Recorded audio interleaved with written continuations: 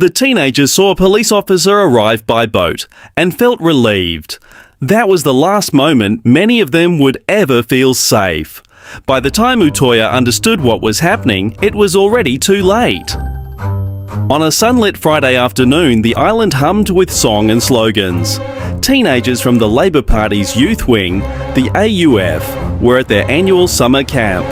Laughter, barbecues, games. Then a man in a police uniform walked out of a small motorboat onto the jetty and told them the capital had been bombed. He told them to stay calm. They believed him. The world outside Oslo felt steady. Norway ranked near the top of the UN Human Development Index. Jens Stoltenberg was Prime Minister.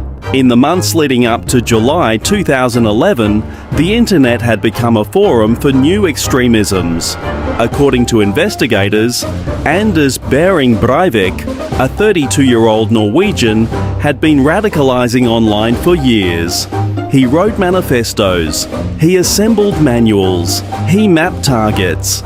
At 15:26 on July 22, 2011, a van packed with a fertilizer and fuel bomb detonated in Regjeringskvartalet, the government quarter in downtown Oslo. The blast carved a hole in a ministry building. 8 people were found dead. More than 200 were injured. The city staggered. Then Breivik drove west. He arrived at Utøya around 1722, wearing a uniform stamped with police insignia. Witnesses later testified he shouted that he was the police and led terrified teenagers toward the water. He opened fire with a semi-automatic rifle. He shot methodically. He shot teenagers trying to swim away. He shot those hiding. 69 people were found dead on the island. 77 people in all lost their lives that day. The violence unfolded live in the head of a nation. Police response was slow. Boats were scarce. Calls for help piled up unanswered. An independent 22nd July commission later concluded there were serious shortcomings in Norway's preparedness and emergency response. The commission's report would become a blunt instrument of national self-examination. Breivik did not flee. He sat on the pier and spoke with witnesses until the police arrested him. According to court records, he had sent a 1,518-page manifesto to well over 1,000 email addresses before the bomb went off. The document laid out an apocalyptic ideology, anti-immigrant, anti-Muslim, wrapped in pseudo-historical justification. He called his attack a defensive war. The first psychiatric evaluation said he was paranoid schizophrenic.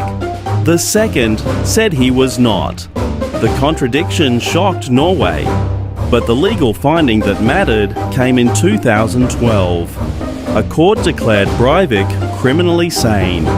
In August 2012, the Oslo District Court sentenced him to 21 years preventive detention, forvarsling, a special measure that can be extended indefinitely if he is still judged a danger to society. But what investigators found next would change everything. Probes into the lead-up to the massacre exposed tiny, ordinary failures that combined into catastrophe. Misrouted emergency calls, a police force untrained for a manhunt on water, and systems that had never imagined a citizen as the enemy.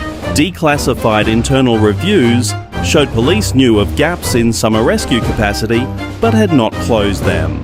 Families of the dead pushed for accountability. Public hearings followed.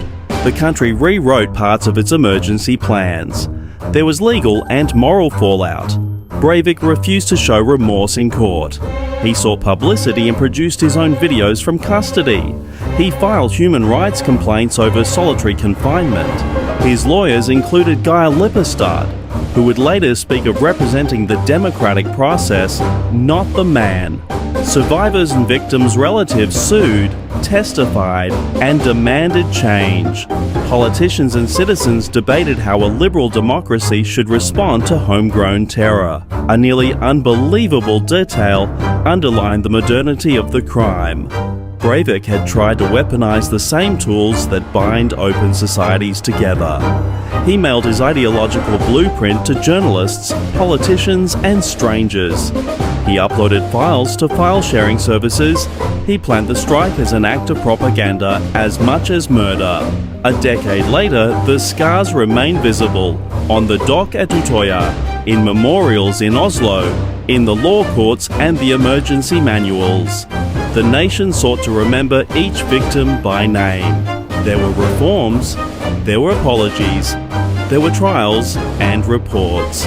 But no human system was perfect enough to erase what had happened in those 2 hours. The island went quiet in late July 2011. Later the country rebuilt and argued and examined itself with a rigour bordering on obsession.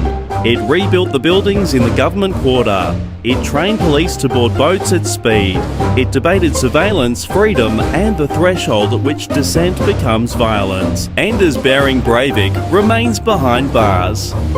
Norway's legal machinery keeps tightening that lock every time a psychiatric review or an appeal ends. But the question that keeps returning is not legal.